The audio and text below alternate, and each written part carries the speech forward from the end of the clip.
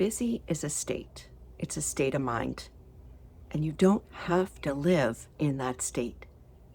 I'm not talking about doing less. I'm talking about being less busy. Listen, crazy busy is everywhere these days, but we don't have to choose to be crazy busy. We can choose otherwise. And I think it takes real courage to be less busy. It's what I want to talk to you today about on Sparked. I'm Cara Bradley. We wear crazy busy in our culture like it's a badge of honor.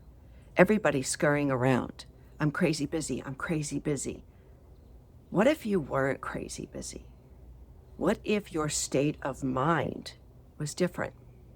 I've got some ideas for you, some things that have helped me.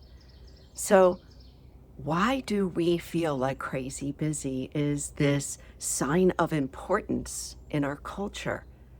It's kind of crazy, isn't it? I know when I was running my business, people would say to me all the time, they'd come up and say, listen, I know you're really crazy busy, but I have one thing to ask. And I would just stop them and say, no, I'm not crazy busy. How could I help you? And even though I might have felt really speedy inside, overwhelmed and overscheduled like the rest of us, I really was intentional and still am intentional about not acting busy because it has its costs. It costs not only in our health, but it costs us in our relationships as well. And I'm going to talk about that a little bit later. So what is this crazy busyness all about?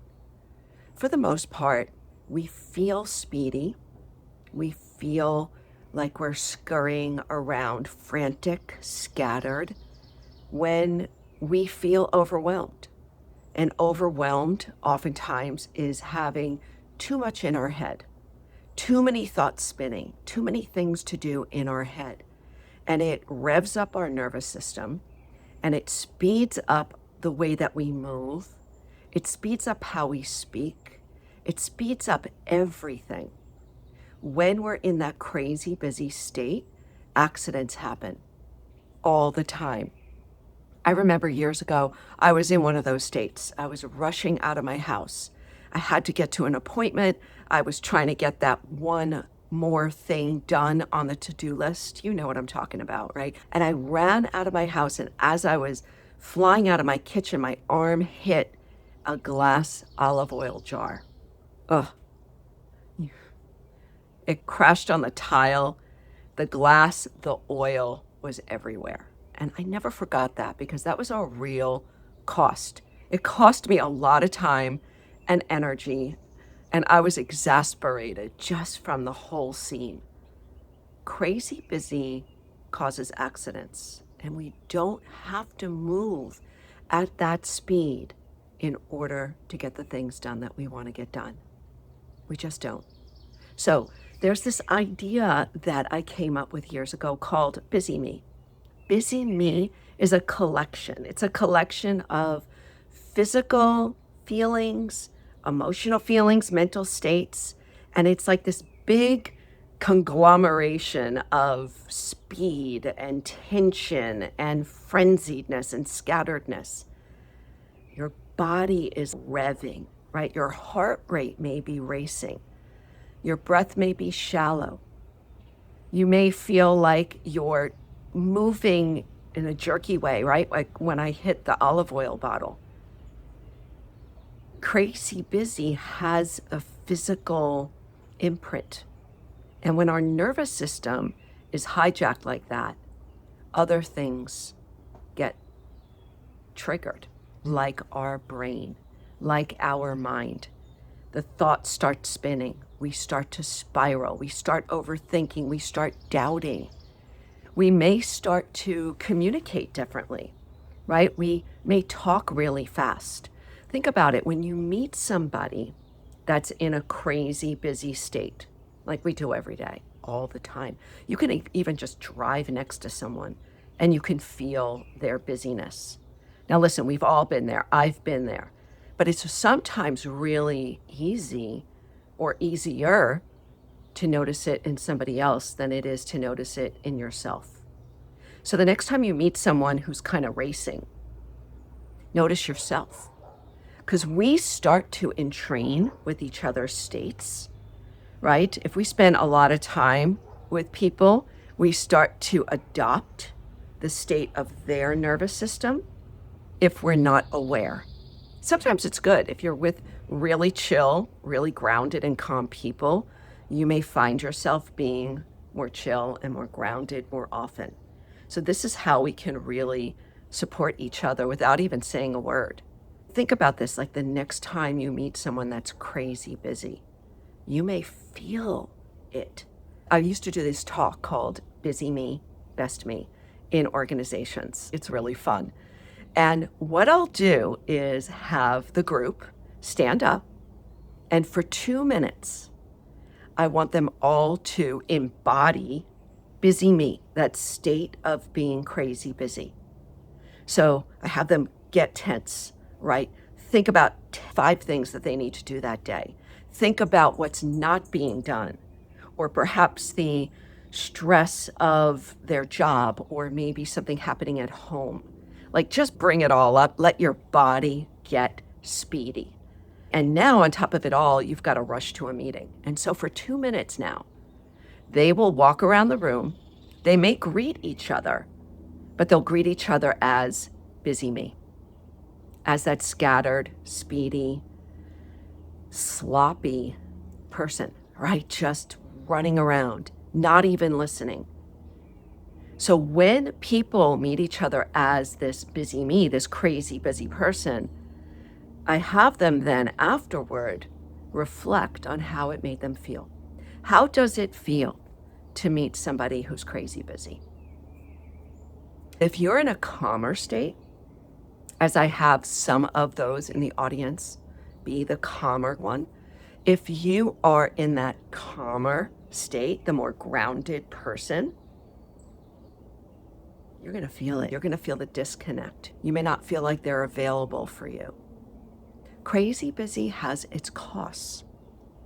And one of the big costs for us, in addition to just our health, living in this fight or flight state constantly, this chronic stress, and all the slew of things that happen physically with just that, there are the accidents that happen when we are in crazy busy mode. The slip ups, and that's not only a slip up of knocking over a bottle, it's a slip up of saying the wrong thing. Oh, like foot in your mouth kind of thing, because you're on speed and you're not really intentionally speaking. But there's also that cost of relationship. If all we're doing is running around this world on speed, trying to get the next thing done, overwhelmed, overcommitted, overdone, burned out. If we are in that state constantly, then our relationships will suffer because we're not available. We're just not available for others to listen, to really hear what's going on, what your child is saying, what your partner is asking of you, what your coworker is expressing that you're not able to hear because you're on speed. Busy me has a cost. Busy me is a choice. We can choose to shift. We do not have to live in the busy state of being, even though the world is moving at an incredible pace. So how do we do that? It takes courage. It takes courage to shift out of busy me. It takes courage to slow things down. Because oftentimes when we do that, we see the truth. And oftentimes it's not pretty. I know for me, when I started to notice the mess ups, and as a leader of a business, I was on speed, overwhelmed, overscheduled, all of it crazy busy. And I would notice those hiccups and the things that I said that were wrong, that came out wrong, or when I sent the typo in the email because I didn't double check, all those things had costs. And it took courage to really see it and to recognize this is not good, Cara. This is not a good way to lead. So we can shift from busy me to what I call best me. Best me. That is when We are grounded, present. We're moving more slowly, more intentionally, more mindfully. Because at the end of the day, we can't do two things at once, right? We can't micromanage and multitask anyway. It's always one thing at a time. We're just doing it at a slower pace. We're showing up to listen, to really hear what others are saying, to not think about the next person that's asking you a question or standing in line. Busy me or best me, you get to choose. What does best me feel like? Best me is when you are calm, grounded, connected, clear. When you feel more confident about yourself, you slow things down. You show up. You're more graceful, more honest. Everything just feels more spacious around you. And guess how others feel when they're with you? They start to slow down too. Most of the time. Some people will just be really confused because most of the world is moving so fast that when you encounter somebody who's actually speaking more slowly, who's taking their time, still getting the job done, but just showing up, that's a big difference. And our nervous systems will entrain to each other, which is why showing up as best me more often is really such a gift, not only for your own physical health, mental health, but also for those around you. So how do we do it? How do we shift from busy me to best me? I like to use these mini wins state shifters, these really quick things that we can do. The first one is just to stop. Stop when you notice that you're in crazy busy mode. Stop when you notice you're speeding. You're talking too fast. You're not connecting with other. You're pushing through your list. Stop when you notice that happening. So stop and pause. And you can simply say, I'm busy me right now. I'm busy me. Oftentimes, that is enough to interrupt, to give your mind that interrupt so that you can just slow it down, right? Take it into a lower gear. So stop and pause. Sometimes it will require some breathing. I know, don't roll your eyes, because whenever most people hear take a breath, they just roll their eyes. But honestly, your breath pattern is determining what is happening in your nervous system, the state of your nervous system, the speed at which you're moving, and your mind and your mental thought patterns. It starts with what's happening in our nervous system, and our breath will control it. Our breath will change, upregulate, downregulate, balance, harmonize our nervous system. So we've got stop, we've got notice, we have take 5 breaths. These things work. Get outside, get into nature. 2 minutes. 2 minutes, feet on the grass. 2 minutes looking at the trees, the clouds. Maybe it's playing with someone that's alive, small, like a child or a pet. Pets are great for that. They take you right out of the noise and the speed and right back into what's real and happening right now. So these mini wins, these are very simple state shifters that can help move us from busy me to best me. And oftentimes, my friend, it honestly is just noticing, there I am in busy me again. I promise you that even just noticing will change things. Because as I said before, busy has a cost. It costs you physically, it costs you mentally, it costs you in your work, in your relationships, in your time, in your energy. And it's a state.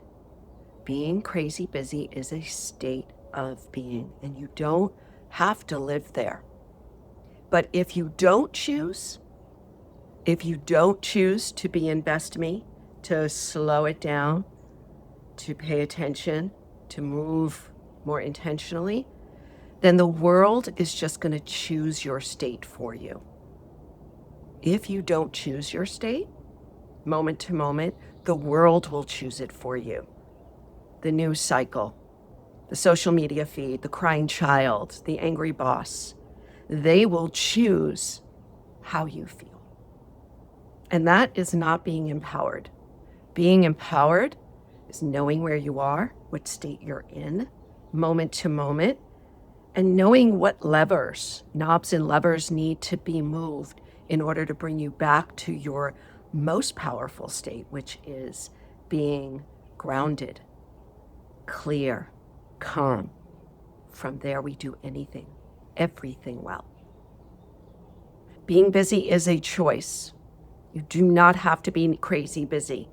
Help others by choosing to be in that best me state, that strong, calm, clear state, and watch what happens. I'm so glad you're here. Thank you for subscribing below, and also check out some of my other videos and my Sparks on Substack at the link below. Take care.